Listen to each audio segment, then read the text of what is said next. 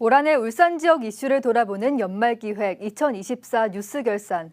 오늘은 사건 사고 분야를 되돌아봅니다.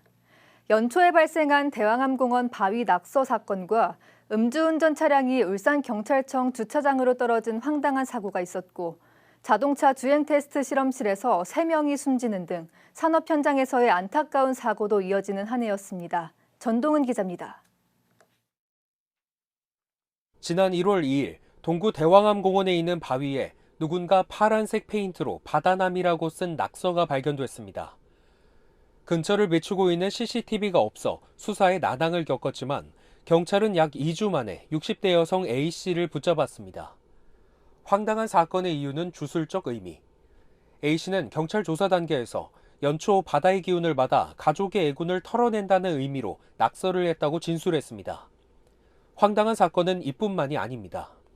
지난 10월 15일 중구 성안동 도로를 달리던 SUV 차량이 울산경찰청 주차장으로 떨어지는 사고가 발생했습니다. 차를 몬 50대 남성은 큰 외상은 없었지만 운전자가 횡설수설하는 걸 이상하게 여긴 경찰이 음주 측정을 해보니 혈중 알코올 농도가 면허 취소 수준인 0.08%를 넘었습니다.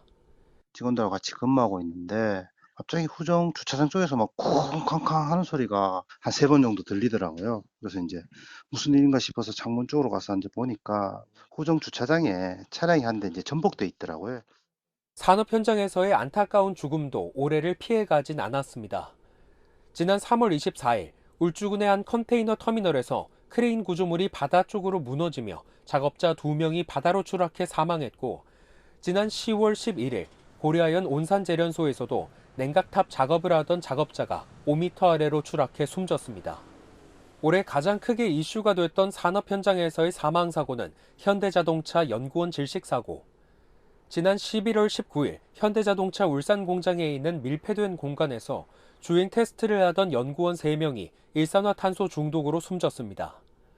고용노동부에 따르면 올해 울산의 중대재해 건수는 19건, 22명이 사망했는데 중처법 시행 이후 가장 많은 사고 발생과 사망자를 기록했습니다.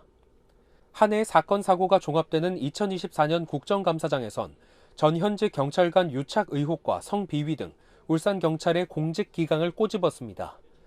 퇴직 후 대형 로펌에서 근무한 울산경찰청 전직 경찰관이 현직 경찰들에게 수사 관련 청탁을 했다는 의혹에 대해서 울산경찰청이 미온하게 대처한다는 의원들의 질타가 이어졌습니다. 전직 경찰관과 현직 경찰 내통 관계가 여러 차례 있었기 때문에 충분히 이 의혹이 사실이 될 가능성이 높은 점입니다. 근데 너무 미온적으로 저는 대응을 하고 있다고 생각하는데요. 확인되는 대로 신속히 엄중 조치하겠습니다. 신정지구대 경찰관 5명이 실적 부풀리기로 특진이 취소되는 일이 있었는가 하면 울산경찰청 소속 경찰관들이 받은 20건의 징계 중 6건은 성범죄였습니다. JCN 뉴스 전동훈입니다.